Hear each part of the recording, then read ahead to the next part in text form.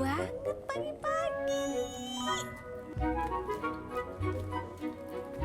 Sejuk-sejuk.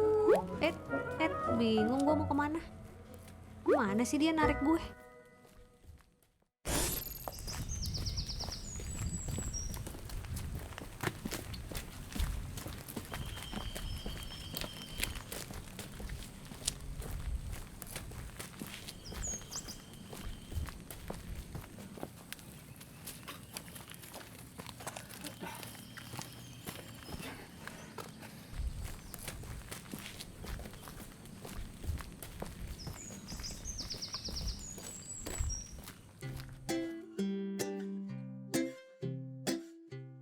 Come on, Jocelyn. Hai, siapa yang suka jalan-jalan pagi di alam bebas, apalagi ditemani hewan kesayangan? Ini Jocelyn, pacar kecil saya, usianya baru 1 tahun, lahir di tengah pandemi, dan memang sangat membantu ya, karena di tengah pandemi ini kita butuh kesehatan mental. Dan berjalan-jalan, dog walking, itu bisa membantu kesehatan mental kita, bisa membuat kita bahagia. Ya nggak? Jocelyn bahagia nggak? Come on. Bahagia dikit. Yuk, udah yuk. Capek ya, Jocelyn? Capek tapi seneng, nggak kesepian. Saya juga nggak kesepian. Karena memang itulah alasan banyak di antara kita memiliki hewan peliharaan. Dan itu sebenarnya sudah dibuktikan juga secara ilmiah di University Western Carolina di Amerika Serikat yang mengatakan bahwa ada hormon serotonin dan dopamin kita yang bekerja ya. Artinya itu bisa membuat stres kita berkurang. Apalagi dengan adanya stres yang berkurang, hilangnya stres, otomatis penyakit-penyakit yang ada di tubuh kita juga hilang. Berdasarkan data dari Google Search, selama pandemi ini, terutama di tahun 2021 lalu, ada peningkatan yang sangat signifikan, hampir 90%, 88% masyarakat di Indonesia yang mencari binatang peliharaan untuk dimiliki menjadi teman mendampingi hidup, termasuk saya dan termasuk teman saya, ada Felicia. Hai, Pel! Hai, Summer, apa kabar? Oh, Summer ketemu sama Jocelyn. Umurnya sama-sama? Summer 2 tahun. Summer 2 tahun, berarti awal pandemi banget. Betul. Ini di tengah-tengah pandemi, si Jocelyn. Jadi, Felicia juga baru punya anjing di tengah-tengah pandemi. Betul, Kenapa? baru adopsi anjing ketika pandemi. Karena selama masa WFH, Yes. jadi ada yang nemenin di rumah. Tuh, kan bener kan? Jadi ada manfaatnya ya? Iya, jelas sih. Karena selama masa pandemi, kita kan bosen ya. Maksudnya di rumah, nggak bisa kemana-mana. Jadi ada anjing tuh ada kesibukan tersendiri gitu. Yes, pas banget di awal-awal lockdown gitu ya. Benar. Jadi benar-benar punya temen banget di rumah. Iya. Ada manfaat apalagi, benefit apalagi yang kemudian sekarang 2 tahun. Ini adoptnya dari umur 2,5 bulan. Dari 2,5 bulan sampai Iya. sekarang udah 2 tahun. Betul. Apa paling signifikan yang dirasakan untuk Felis? Lebih disiplin kali ya. Oh ya? Jadinya kayak Karena ada tanggung jawab. Karena tanggung jawab, mesti kasih makan setiap pagi, Iya. terus bawa jalan setiap pagi kan. Nah, jadinya lebih teratur juga hidupnya. Lebih sehat, jalan pagi kayak kita hari ini ya. Jadi dog walking memang saya itu sering baca di tengah-tengah pandemi kemarin, terutama di warga di Eropa, itu memang semakin meningkat intensitas orang untuk jalan. Kita sambil jalan bikin kita nggak terlalu stres kali ya. Karena kan selama masa pandemi banyak tekanan pasti kan. Iya. Nah, Parno di awal-awal pandemi kan kita parnoan banget tuh, mau keluar parno, mau ketemu orang. Ketemu orang juga takut ya. Mendingan ketemu binatang peliharaan. Terus kemudian pas jalan-jalan, itu tidur-tiduran, Mar. Oke, terus ngobrol nggak sih sama Summer? Kalau ngobrol pakai bahasa manusia sih enggak ya.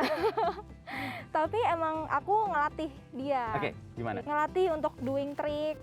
Terus kemudian supaya dia ngerti, misalnya bilang no atau apa dia ngerti. Terus aku juga pernah cobain animal communicator yang sekarang ini lagi hits ya. Apa manfaatnya? Apa yang dirasakan? Kalau aku personally, jawaban dari animal communicator itu mostly benar. Nah, jadi lebih ngertiin hewan peliharaan. Betul. lebih ngerti dia tuh karakter seperti apa. Karakternya seperti apa dan harus ngapain kita treatmentnya seperti Betul. apa gitu. Misalnya apa kalau buat Summer misalnya? Kayak Summer ini kalau dari hasil yang animal communicator gitu, dia itu nggak bisa dikerasin gitu, Iya, nggak bisa iya. dimarahin. Mhm, mhm. Jadi setiap sekali dimarahin, dia jadi ngelawan terus. Jadi ngelawan gitu. terus gitu ya, atau bahkan suka ngambek gitu kan Iya. biasanya kalau anjing ya. Tapi kalau dikasih taunya pelan-pelan, dia ngerti. Oke, oke. Jesslyn, Summer. Jesslyn punya corgi berapa? Ada berapa banyak temannya Summer? Punya corgi 1 dan punya 1 samoyed. Oke, samoyed yang Jadi- gede gitu ya. Iya, yang putih. Nah, Kayak mereka saling bicara nggak sih? harusnya sih iya ya. Pertanyaan gue aneh-aneh ya. Tuh. Ngobrol loh. Udah ngobrol, udah akur ya. Oke, kita akan perdalam lagi nanti bagaimana manfaat dari animal communicator. Thank you, Jesslyn. Thank you. Istilah animal communicator belakangan ini sedang ramai dibahas. Beberapa pertanyaan muncul. Apa sih animal communicator ini? Memangnya beneran bisa ngomong sama hewan? Gimana kemudian caranya? Jadi, animal communicator adalah seseorang yang dapat berkomunikasi dengan hewan untuk mengetahui perasaan isi hati hewan tersebut. Istilah ini diperkenalkan pada tahun 1971 oleh seorang penulis dari Amerika Serikat bernama Penelope Smith. Metode ini menggunakan telepati. Telepati berarti cara untuk mengetahui emosi atau energi orang lain dari jarak jauh. Di Indonesia sendiri kita punya Dr. Rajanti, seorang animal communicator sekaligus dokter hewan yang menggunakan metode mind power untuk berkomunikasi dengan hewan. Mind power ini menggunakan kekuatan otak kanan untuk menyelami perasaan atau pikiran makhluk hidup di sekitar kita lewat gelombang alfa dan theta. Meski demikian, metode mind power sebenarnya cukup berbeda dengan telepati. Mind power tidak sebatas mendengar isi hati atau berbicara, tetapi juga menginfluence si hewan peliharaan agar sehat secara mental maupun fisik. Tuh, halo dok. Nggak jadi nuang. Jesslyn. Tuh ketemu dokter Rajanti. Say hi, say hi. Hai, halo. Sehat dok? Sehat-sehat. Gimana Sehat Mas? ya. Mau kenalan Sehat, sama Mas. Jesslyn? Oke. Jesslyn kayaknya capek nih, bosen kali ya diajak syuting dok. Iya nggak sih dok? Coba dokter. Hai. Tuh. Ya, kam. Dokter belajar bahasa hewan dok. Iya, Iya. iya. Gimana caranya? Kira-kiranya kita masuknya ke gelombang alfa. Nah, disitulah banyak sekali informasi dari makhluk hidup itu ada di situ, di gelombang alfa. Apapun hewannya. Apapun hewannya dan apapun makhluk hidupnya. Ngerti. Benar-benar bisa menangkap apa yang kita tanyakan. Iya, yang mereka tangkap itu bukan kalimatnya, Bukan kalimatnya, oke. tapi emosinya kita. Nah. Gitu ya. Message-nya itu yang ditangkap sama mereka. Termasuk ada nada kita bicara. Iya. Ketika kita marah sama anjing, ya Iya. kan, dia tahu kita marahin. Iya. Sama seperti ke anak, ke manusia begitu. Iya. Jadi persis ya ada heart to heart gitu ya dok. Iya. Jadi apa saja selain itu teori yang dijalankan oleh Dr. Rajanti ketika menangani pasien-pasien makhluk hidup yang lucu-lucu ini? Saya menggunakan metode namanya mind power. Mind power. Mind power. Mind power. Oke.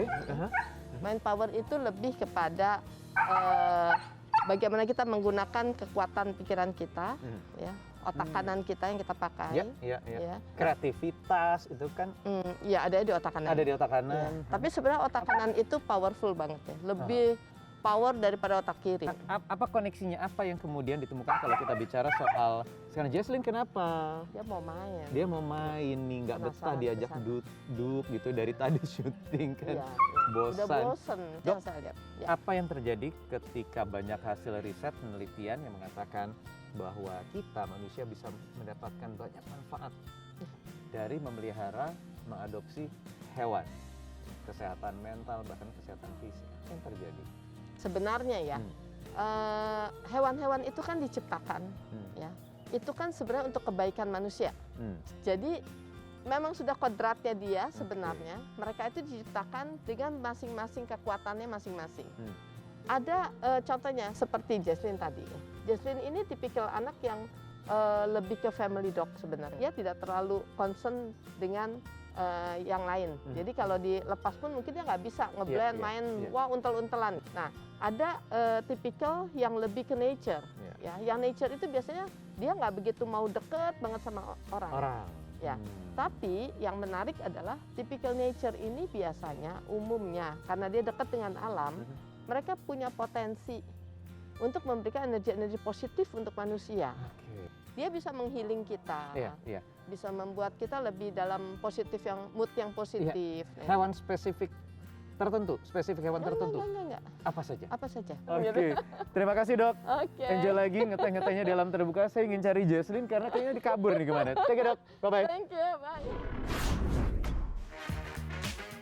Ada yang pernah menonton film Dr. Dolittle? Bagaimana ya jika manusia dapat berkomunikasi dengan hewan? Hal tersebut bukan lagi mustahil. Selain dengan animal communicator, saat ini peneliti juga sedang mengembangkan perangkat kecerdasan buatan untuk menerjemahkan bahasa hewan peliharaan di masa depan. Chasing Dr. Dolittle, Learning the Language of Animals, penelitian dari Kon Slobodechkov, ilmuwan Northern Arizona University ini, meneliti karakteristik bahasa unik dari hewan. Ia mengklaim hewan dan manusia akan dapat berkomunikasi secara efektif hanya dalam waktu 10 tahun. Sebelumnya, Slobodechkov telah mempelajari rekaman anjing padang rumput di Amerika Utara, hewan yang memiliki sistem bahasa kompleks selama 30 tahun. Ia mempelajari gerak-gerik hewan ini dalam berbagai perilaku seperti geraman, gonggongan, atau lolongan menggunakan alat khusus yang bisa mendeteksi bagaimana hewan-hewan itu berkomunikasi. Bekerja sama dengan ilmuwan komputer, Slobodechkov kemudian mengembangkan algoritma yang mengubah vokalisasi anjing padang rumput ke dalam bahasa Inggris. Hasilnya, peneliti menemukan bahwa hewan tersebut berkomunikasi melalui decitan. Nantinya, suara hewan ini akan dijadikan sampel untuk diterjemahkan ke bahasa manusia, sehingga pemilik hewan peliharaan dapat berkomunikasi. Tapi bukan dengan berbincang-bincang ya, melainkan memahami lewat ekspresi wajah, suara, dan gerakan tubuh hewan.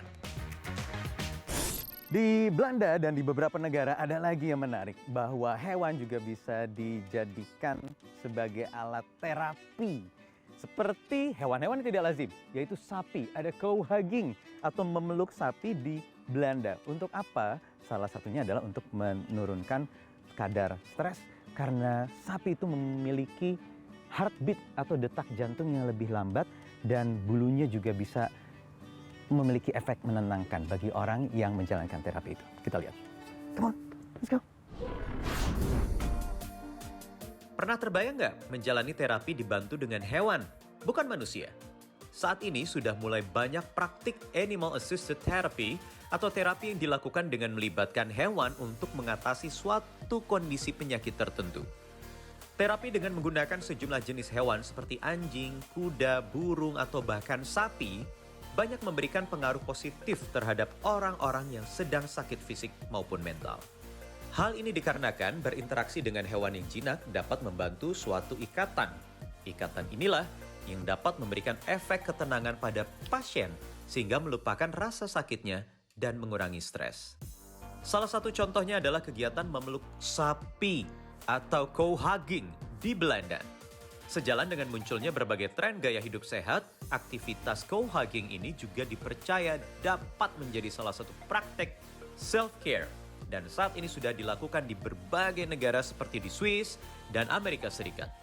Tidak hanya kita yang stresnya berkurang saat memeluk sapi, tetapi sapi yang kita peluk juga ternyata merasakan hal yang sama. Mereka juga akan merasa rileks saat membentuk ikatan dengan manusia. Enak? Enak. Jesslyn makan, saya minum. Saya teringat apa yang dikatakan tadi oleh Dr. Rajanti bahwa sejatinya memang seluruh makhluk hidup itu ketika diciptakan oleh Yang Maha Kuasa itu memang untuk saling berinteraksi satu sama lain. Manusia ke manusia, hewan ke hewan, tumbuhan ke tumbuhan, lintas makhluk hidup juga bisa terbukti komunikasi antara manusia dan hewan dan juga bahkan dengan tumbuhan. Karena itulah memang ya kita makhluk sosial. Jadi kalau tidak ada interaksi sosial itu tidak lengkap. Kalau lagi ingin ngopi dengan manusia tapi orangnya lagi sibuk, ya ngopi bareng dengan hewan peliharaan. Kita berjumpa lagi di 15 Minutes pekan depan. Enjoy. Udah seneng ya? Sekarang mau kopi? Jangan kopi ya. Mas Wahyu lama banget sih. Udah ah. Mas kabur. Bye. Metro TV